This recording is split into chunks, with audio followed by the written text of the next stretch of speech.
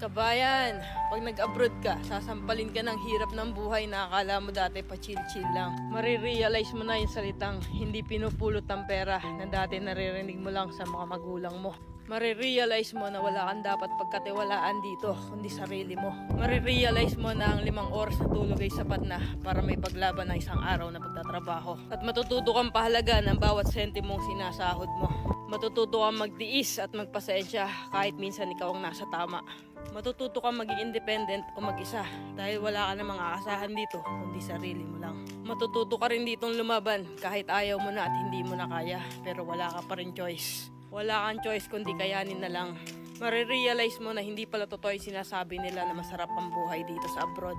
Kasi pag nandito ka na, masasabi mo na lang talaga sa sarili mo na ang hirap pala. At totoo din yung sinasabi nilang lahat na nasa abroad ang pera pero wala dito ang saya.